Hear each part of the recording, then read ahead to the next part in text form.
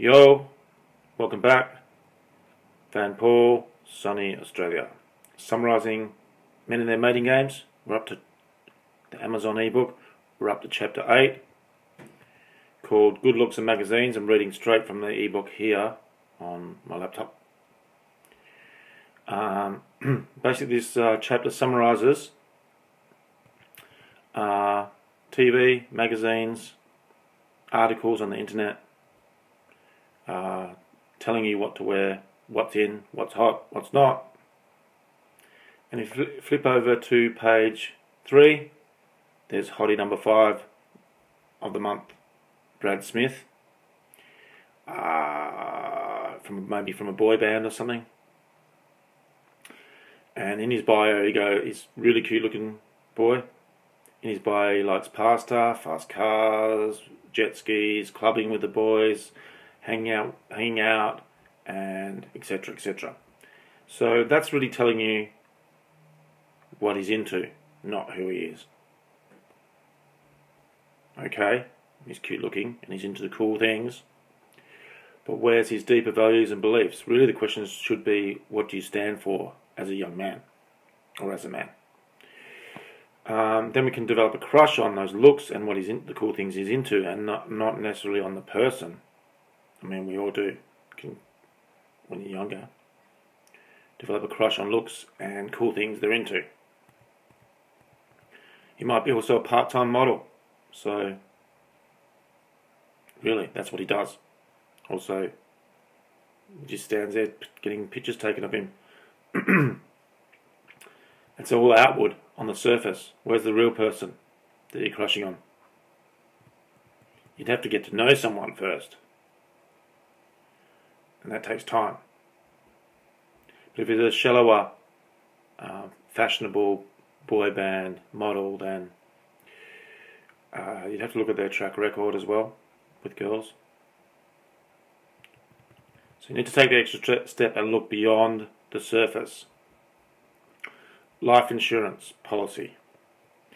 Looks fade, a tight shirt loosens. So many women are now unhappily married to a good-looking guy or a muscular guy, where they've gone for the looks or the muscles. They've had a crush on his face. So is it possible to have a crush on someone's surface looks but not them? Interesting question. Not them as a person. Even the soapy shows. I mean, this is only a questionable, slightly surface point, but if the bad boy on the soapy show,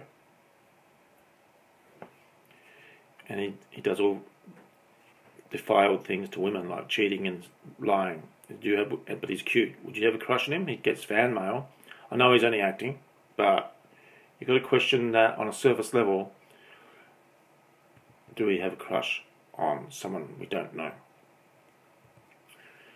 So, looks are on the surface, personality's just under that. Character? No, that's deeper.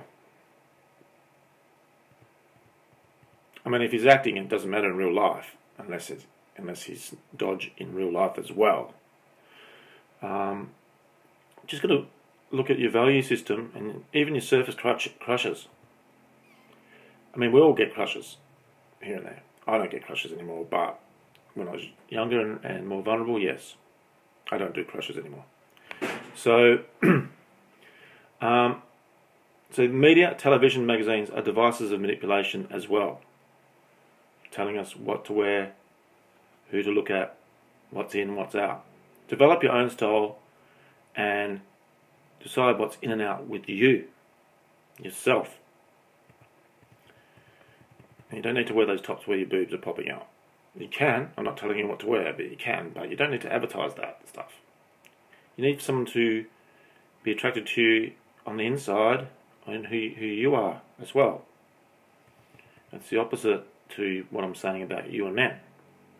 They need to find out the beauty within, not the surface. Now, male versions like bulgy, muscly, lumpy shirt. Female versions like boobs popping out the top. That's surface attraction. And the type of guys should attract there: superficial, possibly, and other things. So don't ever let people tell you what to wear, treat you as undervalued, treat you and compromise you in any way. Anyway, this is in the book, you either treat me with integrity, buddy, and as a gift to you, or there's the door. Because it's well known, in fact, men go for looks, are more visual. They go for looks and body first. They can get a crush on a girl at a bar, or get the hospital girl at the bar just without even getting to know her. I've had people go, Van Paul, are you really, really into Mary over there? I said, I haven't met her yet, or let me get to know her first. You can't be right into someone unless you really know who you're dealing with. So, and these guys that sex stereotype women, boobs and body, they're usually from a more sexist or a devaluing woman background, where women are devalued. The father, possibly sexist. I talked about sexist pigs in, I think it was the last vlog, chapter 7. So, if his father's sexist, then he's going to be looking at women as pieces of meat with boobs and bodies. So, you're better than that. I mean, also, a girlfriend of mine mentioned this actually, that in the magazines where they tell you how to look and how to dress and how to pick up guys and how to flirt, is that catering for male attention? For the males looking at you, their eyeballs. It's still sort of on the male side. I mean, a guy should meet you and decide you're beautiful inside and outside, like a gorgeous person, then have a crush on you. You don't want Captain Drool with mother or father issues wanting you. Do you want these guys' attention? Really? That's why it's best to under-advertise slightly, not put them on display, so to speak. Where possible. Once again, you can do what you want. This is just coming from an older warrior, Van Paul, giving you some advice on men and their mating games. So don't need to cater for male whims. Walk your own path and your own ground. Make your own choices. And also another point in the book here, as the world becomes more multicultural, there's different value systems in different cultures. Now I love multiculturalism. All humans are equal. No one's above or below you. But sometimes we'll go out with someone from a different culture and they put their values and cultural pressure upon you, where that's their background, not yours. So I wouldn't actually... Aussies. I'm an Aussie man. Australians and Australian males are notoriously sort of carefree, slack, lazy, laissez-faire. Should be right, mate, no worries, mate, that sort of thing. But another culture that might have a strong work value ethic. Or another culture might be easier to pull a gun or hurt someone, because their life is less valued, or it's more dog eat dog. Or religious sort of restrictions. I mean, walk your own path your own way. As you align with someone, you're going to compromise a little bit, but don't compromise everything. And racism and sexism are very similar things. Both require an undeveloped mind. So don't cower. What I'm really saying is, don't cower to someone else's beliefs, their pressure on you. Let them walk their own path, and you walk yours. But here's a hypothetical question in the book. Would you marry someone who's filthy rich, yachts, boats, houses, but is also racist and sexist? Would you? Good question. Would you look past those flaws? They're abominable flaws. Racism and sexism are two of the worst flaws to attach to, which will be out of you, just for you, in the early days of dating.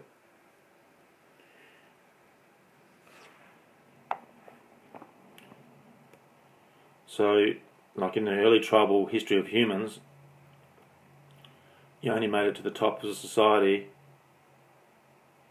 like into politics would be today's example, by having inner wisdom, inner strength, inner beauty. You become the elder. In modern society, you can get to top of the tree through financial influences, personal insecurities, and greed can drive you. You know, be very insecure and get to the top. Some politicians are, but they're running the country. They haven't got there through a tribal system where you just go to the top through your wisdom.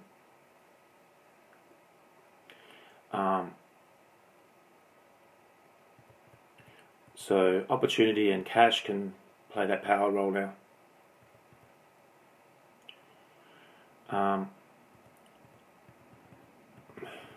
So I'll go on here to actually say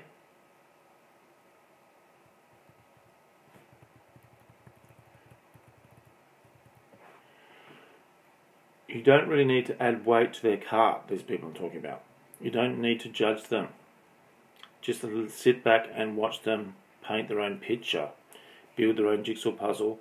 As the pieces become clearer, the picture becomes clearer, and what's missing becomes clearer.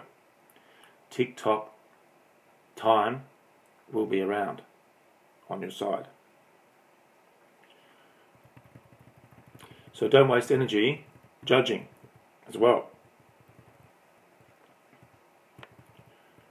Now, that was a summary of Chapter 8, Good Looks and Magazines. In signing off for Chapter 9, about dating and other conversations. Chapter 9, coming soon. It's about setting up a good, healthy date, internet dating, etc. But in summary of Chapter 8, Good Looks and Magazines, walk your own path. Choose your own fashion and way of what influences you and what doesn't.